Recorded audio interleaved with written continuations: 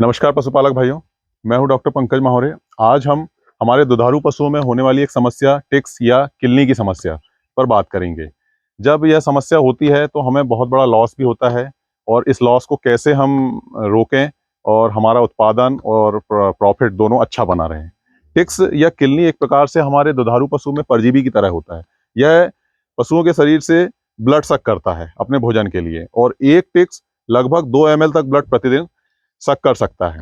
तो आप समझ सकते हैं कि जब बहुत अधिक तादाद में टिक्स होगी तो कितना अधिक ब्लड प्रतिदिन यह शक करेंगे और जिससे हमारे पशु में खून की कमी, अनीमिया होगा, शरीर दिनों दिन दुर्बल होते जाएगा, उत्पादन कम होते जाएगा। और ये टिक्स कई बीमारियां जैसे बवेसिया, थाइलेरिया, एनाप्लाज्मा और कुछ वायरल डिसीज के भी वेक्टर होते हैं। तो इन बीमारियों को का भी एक प्रकार से यह आमंत्रण है पशुओं के शरीर में, जब इनमें टिक्स बहुत अधिक हो जाएंगे। तो यदि किसी डेयरी में टिक्स की समस्या है तो वह प्रॉफिट में नहीं जा सकती है। इसलिए हमें सही इसकी स्ट्रेटजी आनी चाहिए कि हम कैसे टिक्स को कंट्रोल करें। आमतौर पर पशुपालक भाई पशुओं के शरीर में दवाओं का प्रयोग करते हैं और 15 दिन 1 महीने बाद पुनः यह टिक्स उनके शरीर में आते हैं। तो यह आते कहाँ से यह भी जानना चाहिए। इसके लिए इसका जीवन चक्र हमें समझना होगा। टिक्स के कंट्रोल के लिए जब तक हम इसके जीवन चक्र का ज्ञान नहीं होगा तो इसका पूर्ण तरह से निदान या सफाया अपने डेयरी फार्म से नहीं कर सकते हैं।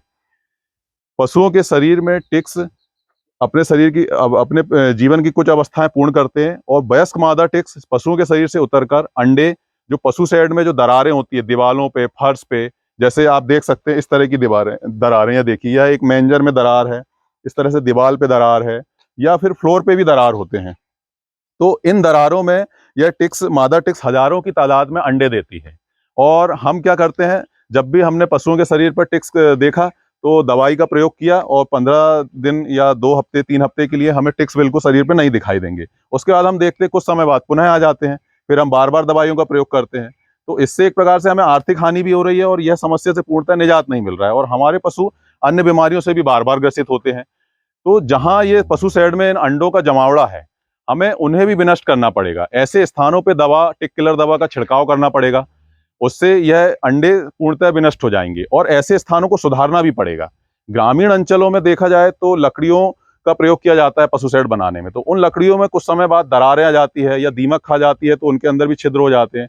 तो ऐसे स्थानों पर भी टिक्स के अंडे होते हैं। तो कोशिश करें या तो ऐसी लकड़ियों को हटा दें या फिर उसमें छिड़काव करें जो टिक किलर दवाइयां हैं उनका। तो जब तक हम इन टिक्स के अंडों को साफ नहीं करेंगे और पशु के शरीर से बैक्स टिक्स को एक साथ साफ नहीं करेंगे, ये दोनों काम एक साथ होना चाहिए।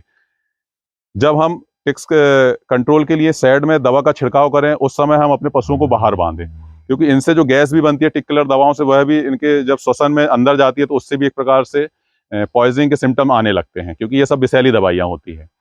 तो इस प्रकार से एक सावधानी पूर्वक अपने पशु चिकित्सक से सलाह लेकर एक सही स्ट्रेटजी से इसका कंट्रोल करें तो वर्षों तक यह समस्या आपको देखने में नहीं आएगी।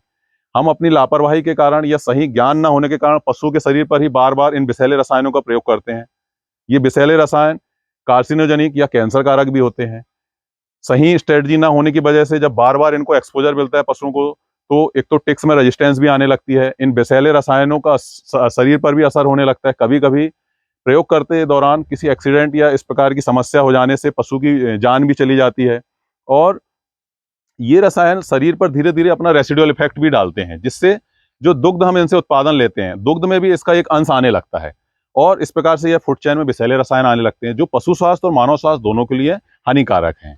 तो यह एक नैतिकता के नाते हमारी जिम्मेदारी है कि हम ऐसी कोई प्रैक्टिस ना करें जिससे इन विषैले रसायनों से बार बार हमारे दुधारू पशुओं को एक्सपोजर हो और ये विषैले रसायन हमारे फूड चेन में आए जो पशु और मानव दोनों के लिए हानिकारक हो भविष्य में। इसलिए पशुपालक भाइयों सही स्ट्रेटजी अपनाएं, टिक्स का अच्छे से कंट्रोल करें और अपने डेयरी से अच्छा उत्पादन लें और अधिक से अधिक मुनाफा कमाएं। धन्यवाद।